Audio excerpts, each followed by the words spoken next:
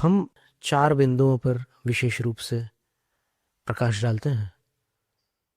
एक तो एक नए संबंध में जो बंधने जा रहा है उसको परिवार के संगठन हेतु बड़ों का आदर करना होता है।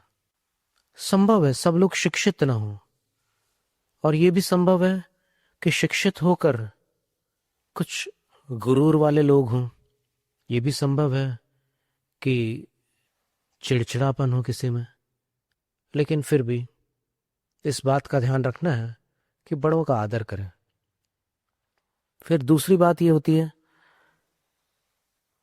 कि छोटों से स्नेह रखें और उनको महसूस हो, वह स्नेह उनको महसूस हो, ऐसा स्नेह, निर्विकार स्नेह। तीसरी बात, कर्तव्य निष्ठा। जो काम अपन अपने हाथ से कर सकते हैं उसको अपने हाथ से ही करना।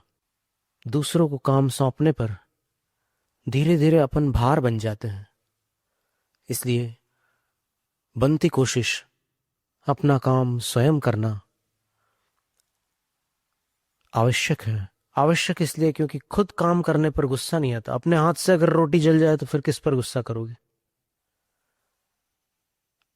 और दूसरों से काम कराने पर उससे जरा भी त्रुटि हुई तो फिर टोकने की इच्छा होती है, फिर वातावरण बिगड़ता है। और चौथी बात है विश्वास की स्थिरता। आचरण ऐसा हो कि किसी के अंतस में अविश्वास उत्पन्न न हो सके, क्योंकि अविश्वास संबंध में कड़वाहट ले आता है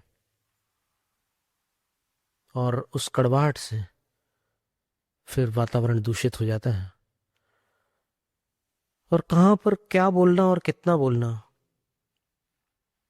कब कौन सी बात बोलना और किस ढंग से बोलना, इन सब बातों पर भी अगर ध्यान दिया जाए तो फिर गृहस्थी क्लेशपूर्ण न होकर एक दूसरे के सहयोग में कार्यकारी होती है। तो 4 बातें थी। बड़ों का आदर, वो अगर अनुचित भी कुछ बोलते हैं तो फिर उनको पलट कर तीखा जवाब नहीं देना। कालांतर में वो जब अपनी भूल का एहसास करेंगे तो फिर उनका बर्ताव स्वयं निर्मल हो जाएगा।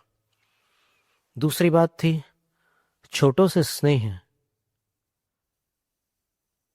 और तीसरी बात थी कर्तव्य निष्ठा।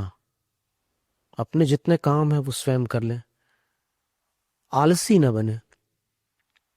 आलसी बनने पर ढेरों नुकसान होते हैं, शरीर को भी और वातावरण को भी। और चौथी बात थी विश्वास की स्थिरता। और फिर बाकी कुछ चीजें हमने और बताई थी, वो सब अपने विवेक से जब जहां जैसी आवश्यकता हो उसके अनुसार मनुष्य निष्पन्न कर सकता है, वो कार्य संपन्न कर सकता है।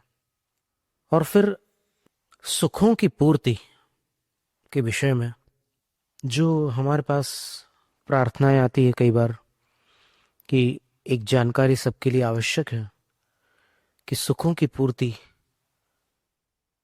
के लिए